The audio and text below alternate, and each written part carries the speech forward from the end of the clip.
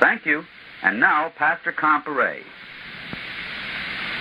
The identification of the Anglo-Saxon, Scandinavian, and Germanic peoples as the surviving members of the race of Israel leaves us with two other questions to answer.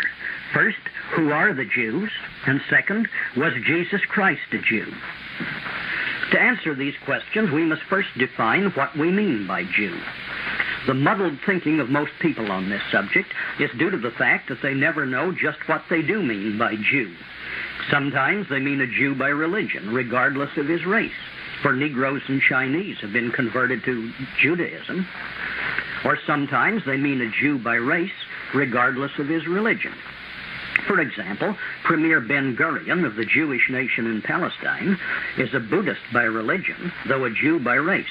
And usually people don't even know which of these two they mean. Since it can be answered quickest, let us first take the question, was Jesus Christ a Jew by religion? The answer is clearly no. Jesus had the true religion of the Old Testament, found in the Law and the Prophets, and he constantly rebuked the Jews for having abandoned this for Judaism under the Babylonian Talmud, which in his day was called the tradition of the elders. In Matthew 5, verses 17 and 18, he said, "Think not that I am come to destroy the law or the prophets. I am not come to destroy, but to fulfill. For verily I say unto you, until heaven and earth pass, one jot or one tittle shall in no wise pass from the law till all be fulfilled." Jesus constantly rebuked the Jews for their apostasy, for setting aside the laws of God in favor of the tradition of the elders. This Talmudic Judaism was very different from the religion we find in the Old Testament. The late Rabbi Stephen F. Wise, Chief Rabbi of the United States, expressed it so clearly that I can't improve on his words. He said, "The return from Babylon and the adoption of the Babylonian Talmud marks the end of Hebrewism and the beginning of Judaism. Since the true religion of the Old Testament was the religion of the real Hebrews, not Jews, the learned rabbi was right in calling it Hebrewism, and noting that it came to its end when the Talmud, then called the tradition of the elders, was adopted, and that this was the beginning of a new religion, Judaism." So we read in Matthew 15, verses 1 to 9, "Then came to Jesus scribes and Pharisees, which were of Jerusalem, saying, Why do thy disciples transgress the tradition of the elders? For they wash not their hands when they eat bread. But he answered and said unto them, Why do ye also transgress the commandment of God by your tradition? Ye hypocrites, well did Isaiah prophesy of you, saying, This people draweth nigh unto me with their mouth, and honoreth me with their lips, but their heart is far from me. But in vain do they worship me, teaching for doctrines the commandments of men." The same incident is found also in Mark 7, verses 5 to 13. In John 5, verses 37 to 46, Jesus told the Jews, "The Father himself which hath sent me hath borne witness of me. Search the Scriptures, for in them ye think ye have eternal life, and it is they which testify of me. For had ye believed Moses, ye would have believed me, for he wrote of me." Again in John 8, verses 54 and 55, he said, "It is my Father that honoreth me, of whom ye say that he is your God, yet ye have not known him." In John 15, verse 23, Jesus said, "He that hateth me, hateth my Father also." In the 21st chapter of Matthew, Jesus summed up the position of the Jews by saying that even the tax collectors and the harlots could enter the kingdom of God before the Jews. Surely Christ's entire ministry was a complete demonstration that he was not a Jew by religion. Then, was Jesus a Jew by race? To answer this, we must trace the racial ancestry of both Jesus and the Jews.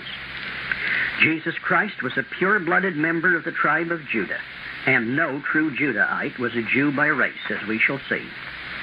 Jesus' ancestry is given in both the first chapter of Matthew and the third chapter of Luke. Both of them show that he was a descendant of the patriarch Judah through one of his twin sons, Phares.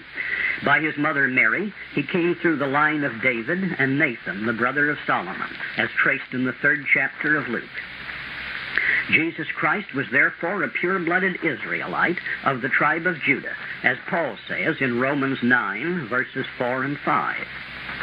Now, let us trace the racial descent of the Jews.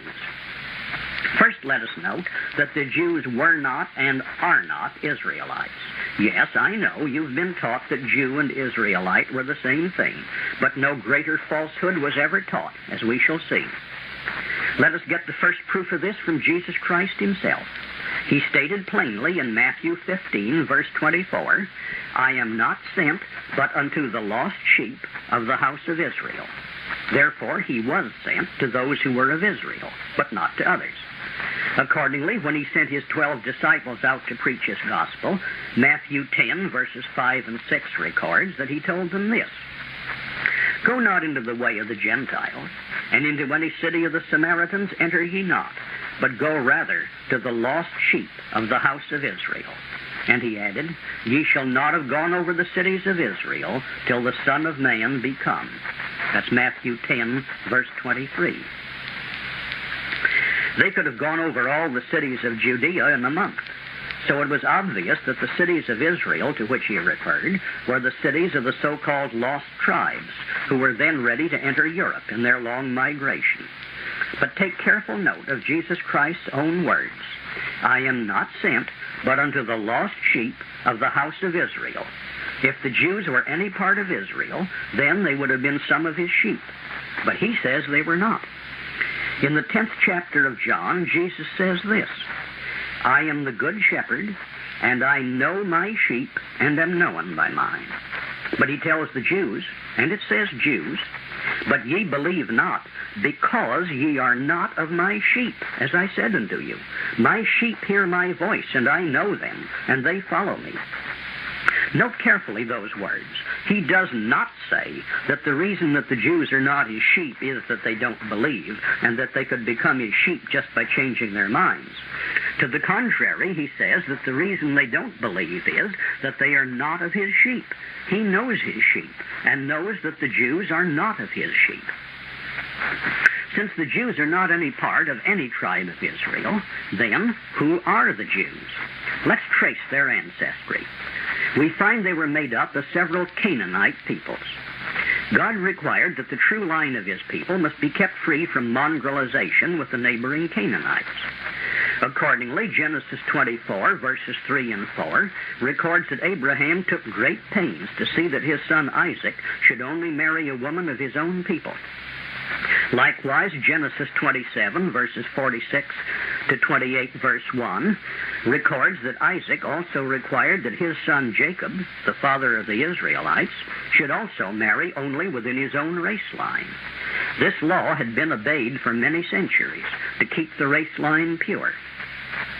But one of the sons of Israel, the patriarch Judah, father of the tribe of Judah, violated it by marrying a Canaanite woman who bore him 3 sons, of whom only one, Shelah, survived and left descendants. See Genesis 38, verses 1 to 5. This half-breed mongrel line of descendants by Shelah must be distinguished from Judah's pure-blooded descendants by his twin sons, Phares and Zerah. Judah fathered Phares and Zerah by his daughter-in-law, Tamar. Although born out of wedlock, they were of pure Israel stock on both sides, and from one of them, Phares, Jesus Christ was descended. The descendants of these twins are the real tribe of Judah. The half-breed son, Shelah, accompanied Judah into Egypt, and in the following centuries left many descendants. They were in the Exodus and accompanied the armies of Israel into the Promised Land. See Genesis 48, verse 12, and Numbers 26, verse 20. However, they bred true to type. They were half-breed Canaanites, lacking the spiritual insight which God gave to his own people. So they remained idolaters, Baal worshippers. In 1 Chronicles 4, verse 21, you will find them referred to as the house of Ashbea. Ashbea is a corruption of Ishbaal, man of Baal, and shows that they were still idolaters, Baal worshippers, unable to perceive the God of Israel. So these Shilonites, half-breeds, formed one of the peoples of the land who made up the Jews in the time of Jesus Christ. Another alien racial group who became part of the Jews were the mixed multitude, which Exodus 12, verse 38 says, left Egypt along with the children of Israel. The Hebrew word here translated mixed is the word Arab, meaning half-breed or mongrel. During the 2 centuries in Egypt, many had violated the divine law against race mixing, and these were the result. On the Exodus, when the going became hard in the wilderness, the Bible records that this mixed multitude made a lot of trouble and led some of the Israelites even into rebellion. See Numbers 11, verses 4 to 6. This mongrelized group were still in the land even after the return from the Babylonian captivity, for we find them listed in Nehemiah 13, verse 3, as still in the land and still a source of trouble. These also were among the Jews in Christ's time. Then there were the various other Canaanite peoples who were still in the land, chief of whom were the Jebusites, the Hittites, the Hivites, the Perizzites, and the Amorites.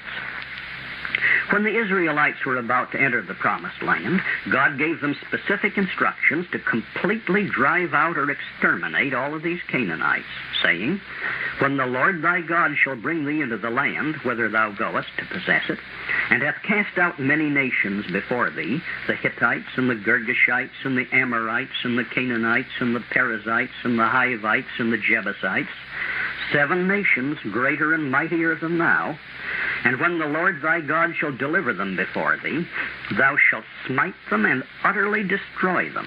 Thou shalt make no covenant with them, nor show mercy unto them. But of the cities of these people, which the Lord thy God doth give thee for an inheritance, thou shalt save alive nothing that breathes. But thou shalt utterly destroy them, namely the Hittites and the Amorites, the Canaanites and the Perizzites, the Hivites and the Jebusites, as the Lord thy God hath commanded thee." See Numbers 33, verses 51 to 56, Deuteronomy 7, verses 1 to 6, Deuteronomy 20, verses 16 to 18. Now, I know that it's fashionable among the liberal church members of today to look down their noses at God and say, "I just can't believe in that cruel God of the Old Testament." However, I think he will manage very well without their belief. He always has a good reason for what he does and what he tells us to do. The Bible doesn't argue with you about the reasons for its rules. It just states the rule. But there is always a good reason if you will look for it. For about 2,000 years, the Canaanites had worshipped Baal and Ishtar, the most immoral religion in the world, with the possible exception of some Hindu religions even today. Part of the worship of Baal and Ishtar consisted of the compulsory prostitution of all the women. On certain festival days of the year, all the women of the village had to sit in the field outside the village gate, and any wandering camel driver who came along could select the woman of his choice, hand her the coin, which she must pay over to the temple, then take her aside and leave with her his syphilis or gonorrhea, as the case might be. This funneled into Palestine the venereal diseases of all Western Asia. Any doctor can tell you that one infection of syphilis, not cured, can produce degenerative changes in the children for as many as 4 generations. But the Canaanites had been replenishing the disease with new infections every generation for 2,000 years. They were not physically, mentally, morally, or spiritually fit to marry or even associate with our people. Therefore, God warned the Israelites to exterminate them. If you do not, he warned them, you will have integration. Your children will grow up with theirs as playmates. They will intermarry until you become as badly polluted as they are, and I will have to destroy you as I am commanding you to destroy them, and for the same reason. But the Israelites are always soft-hearted and soft-headed. While they did exterminate the people of Jericho and a couple of other cities, the Bible records that they left most of the others alive, merely making them pay a heavy tribute tax. For For example, the city later named Jerusalem was named Jebus at the time the Israelites came in. The Bible records that the Jebusites were neither killed nor driven out, but continued to live among the people of the tribes of Judah and Benjamin. See Joshua 15, verse 63, Judges 1, verse 21, and 19, verses 10 to 12. 1 Chronicles 11, verses 4 to 9, and 2 Chronicles 8, verses 7 and 8. Even after the people of the southern kingdom of Judah returned from the 70 years' captivity in Babylon, the Jebusites were still in the land, and some of the people were intermarrying among them. See Ezra 9, verses 1 and 2, and Nehemiah 13, verses 23 to 29. And the Bible records the same thing as to the various other Canaanite peoples. Further proof of this is found in various places, such as Ezekiel 16, verses 1 to 3.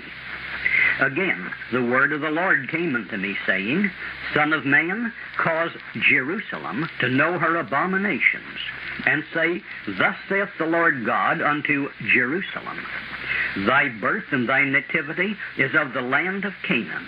Thy father was an Amorite, and thy mother was a Hittite. Now God could not have said this truthfully as to any real Israelite. But he was not saying it to Israelites. He said it to the city of Jerusalem and her people. These were in large part Canaanite Jews, and they had gained power in the manner by which Jews always gain it. Hence, Jerusalem was becoming more and more corrupt, as most of the prophets record. They surrounded and became the influential advisors of the kings of Judah.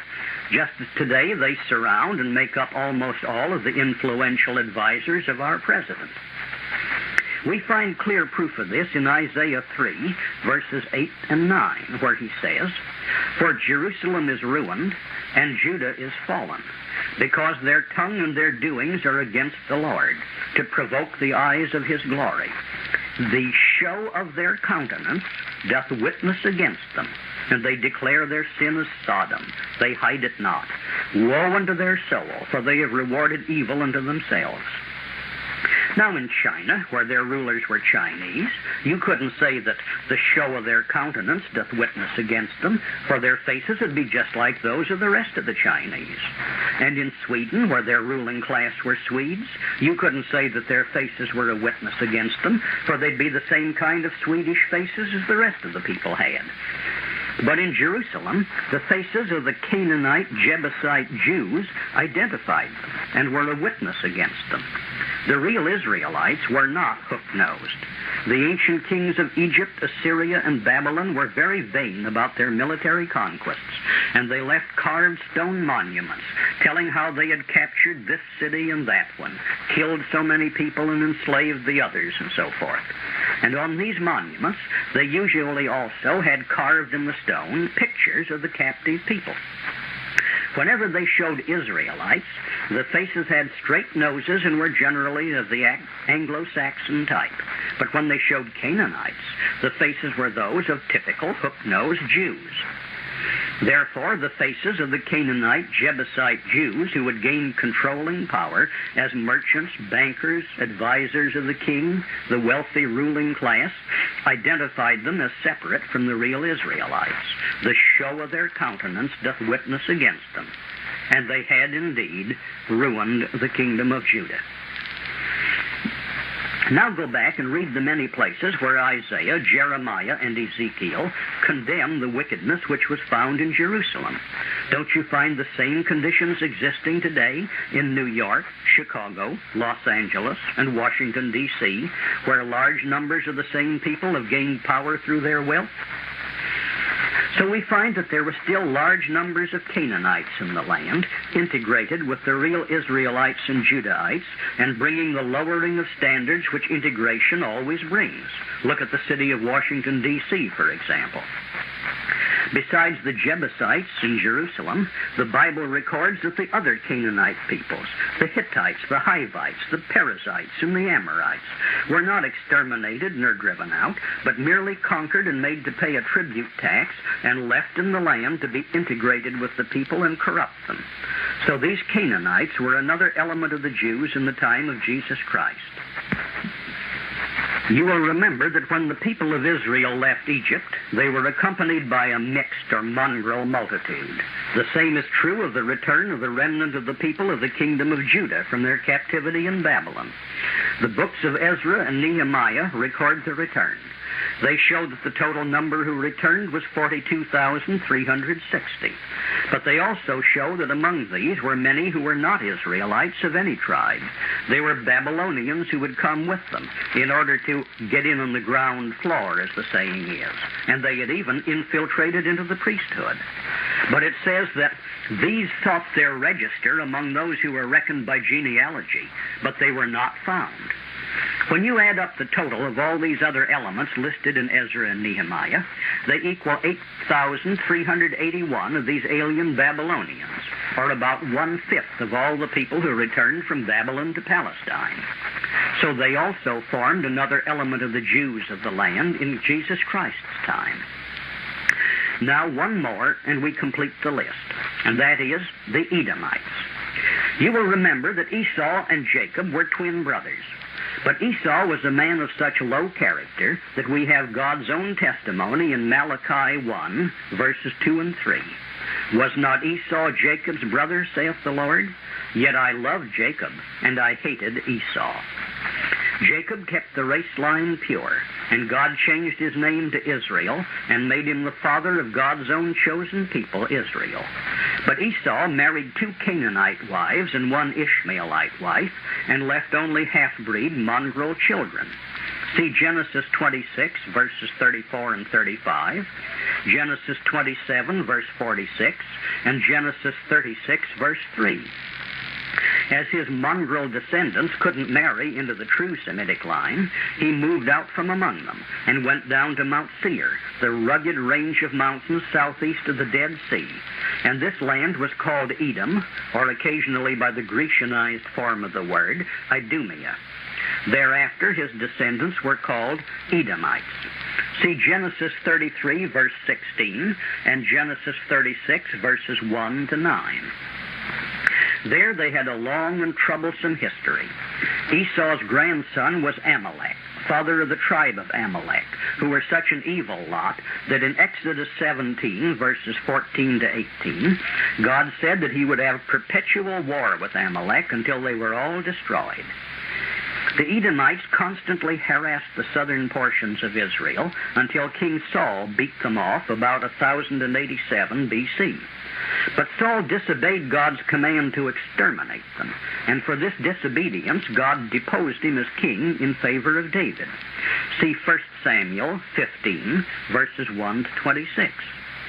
But even David didn't exterminate them, and there was a long history of wars between Edom and Israel, later between Edom and Judah. You will find it set out in 2 Kings, chapters 8 and 14, and in 2 Chronicles, chapters 20 and 25.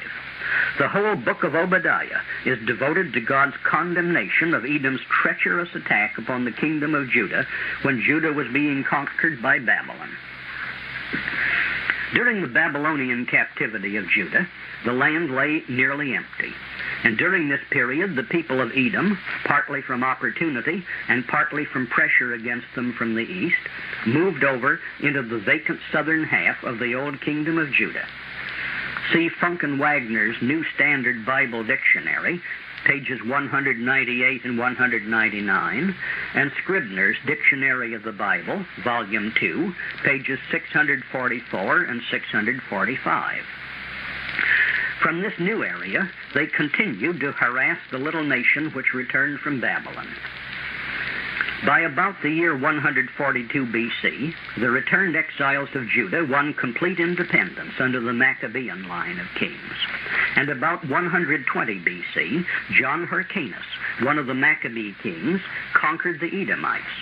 But he, too, instead of exterminating them, took them into his kingdom, offering them full citizenship if they would give up their paganism and adopt the religion of Judaism.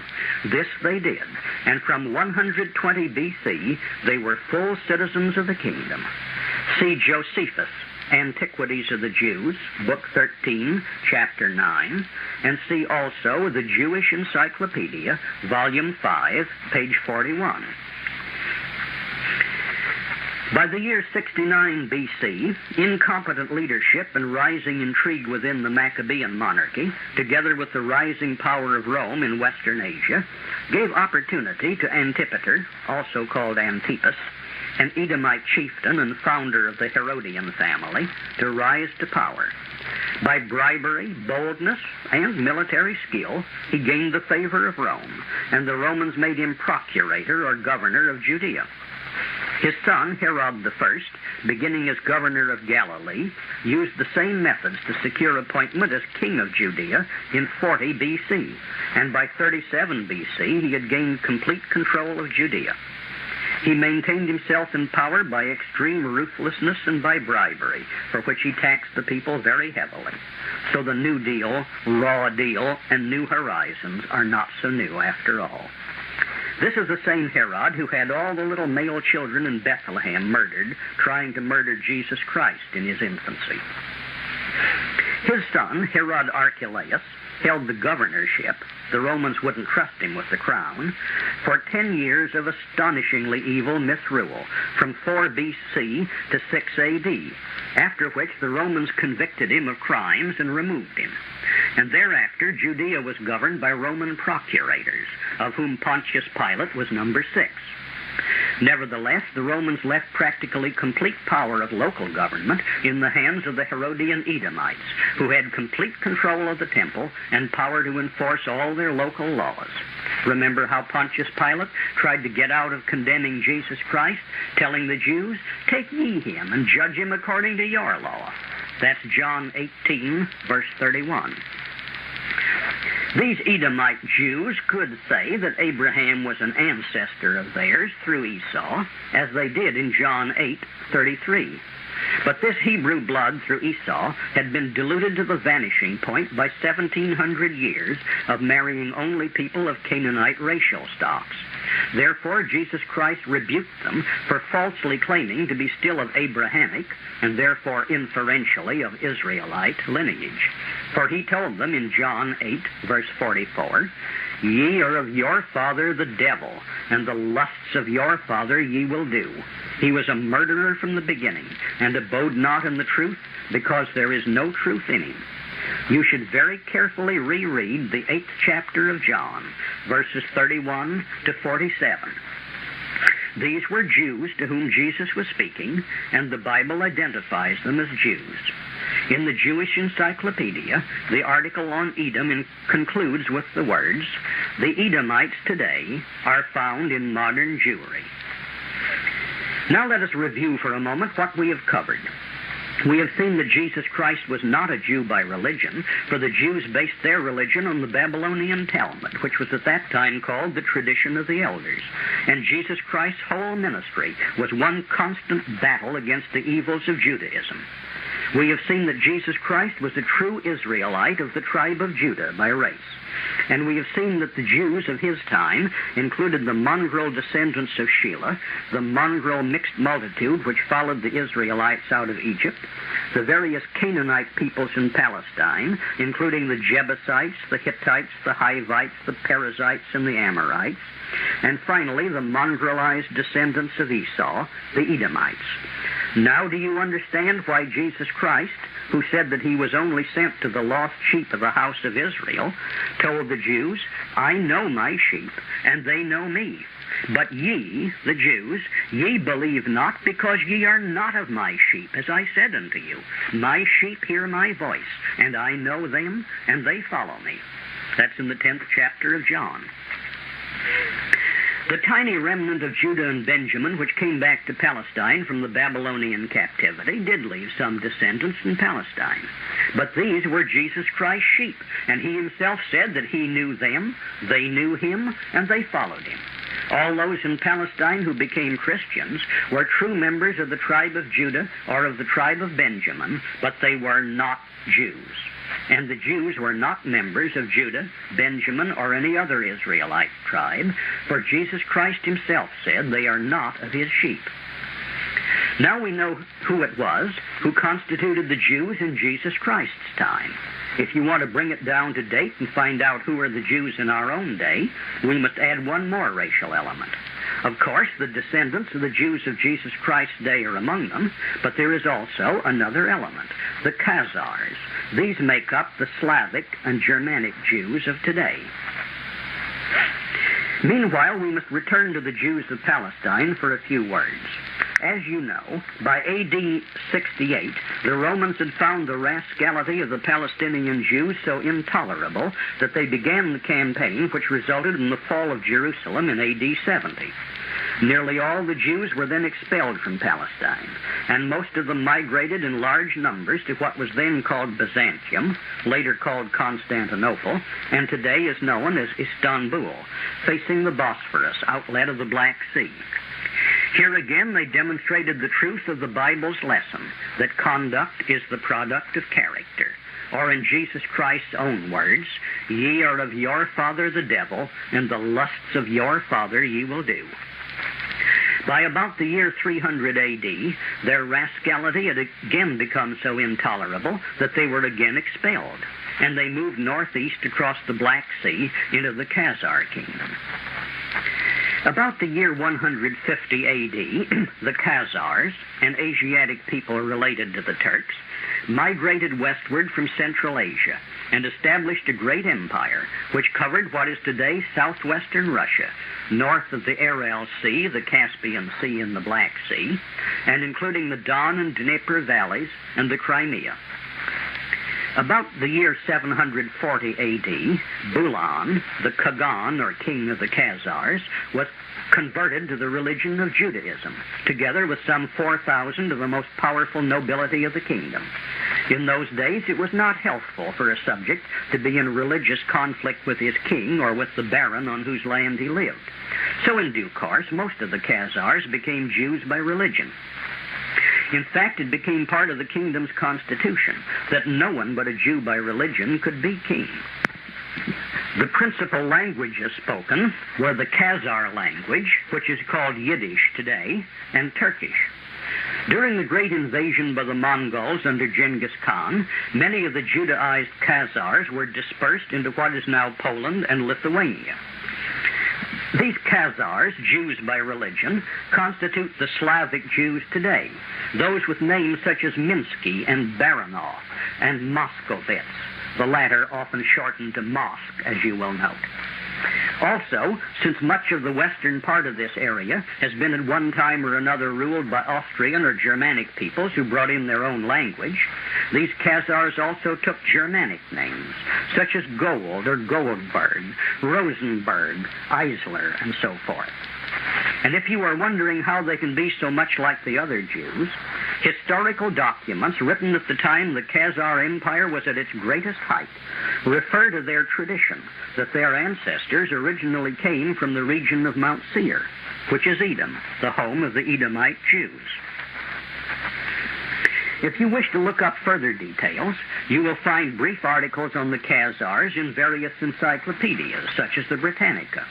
The Jewish Encyclopedia has 6 pages on it. In some, it is spelled Khazar, in others, Chazar, and even other variations. It is also discussed in A History of the Jews by Solomon Grazel and A History of the Jews by Professor H. Gratz, both works being published by the Jewish Publication Society of America. The most thorough discussion of the whole problem is found in that magnificent bit of historical research, The Iron Curtain Over America, by Colonel John Beatty. Colonel Beatty is an historian and professor of history whose works are used as textbooks in more than 700 colleges and universities. Iron Curtain Over America is one of the most thoroughly documented and accurate works ever put in print. It is well worth the $4 it costs. If you can't find a copy in your local bookstore, you can buy one by mail from Post Office Box 27895, Los Angeles 27, California. It should be in the library of every patriotic American and every good Christian. Perhaps you are now wondering, why does my Bible sometimes speak well of the Jews, such as Paul saying in Romans that the gospel of Christ is the power of God unto salvation to everyone that believeth. to the Jew first and also to the Greek. And in Acts, Paul's saying that he was a Jew of Tarsus. If you will look up these few instances in a good concordance, such as Strong's, you will find that in each instance, the translators have written the word Jew in English where it was not used in the original Greek from which they mistranslated it. In each instance, in the original Greek, the word used was Judeos, which does not mean Jew, but simply a Judean, a person whose home is in the land of Judea, or southern Palestine. In Greek, it does not have a religious or a racial connotation. It is a geographical term like Californian. A Californian could be white, black, brown, or yellow by race, and he could be Christian, Jew, Buddhist, or atheist. So also, a Judeos was merely a person who lived in Judea, where, as we saw, there were some Israelites of the tribes of Judah and Benjamin, but there were far more Canaanite Jews, and also a general mixture of Romans, Greeks, Syrians, Egyptians, and so forth. It is true that Christian salvation was first offered in the land of Judea, hence to those who were living there, the Judeos. And later, as the apostles traveled from city to city, it was soon offered to the Greeks. But it was never offered to the Jews as a preferred class, for you will remember that Jesus Christ taught only in impossible-to-understand parables when there were Jews around, and explained them privately to his disciples, explaining that he spoke among the Jews only in parables, lest at any time they should be converted and their sins should be forgiven them. Both Matthew 13, verses 10 to 15, and Mark 4, verses 10 to 12, record this. Jesus Christ was taking great pains to see that the Jews could not understand Christianity and be converted. He was preaching only to the lost sheep of the house of Israel, the members of the tribes of Judah and Benjamin, which he said were his sheep, who knew his voice and followed him. The Jews he rejected as the children of their father, the devil. Now, to sum it all up, the Jews are not and never were any part of any tribe of Israel. They include various mixtures of Egyptian, Babylonian, and Canaanite peoples, the Edomites, and later also the Khazars. Jesus Christ was a pure-blooded Israelite of the tribe of Judah without any Jewish ancestry, and he was not a Jew by religion. Now think this over carefully. The group of nations which we loosely group under the term Anglo-Saxon, including the people of the British Isles, the Scandinavian nations, nearly all of Germany, Holland, some few of the people of France and Belgium, with the closely related people found in Austria, some of the Swiss, some of the Hungarians and North Italians, and their descendants now living in the United States, Canada, Australia, and South Africa. These people are the living descendants of the Israel of the Bible, blood brothers of our Savior, Jesus Christ. Aren't you proud of your ancestry?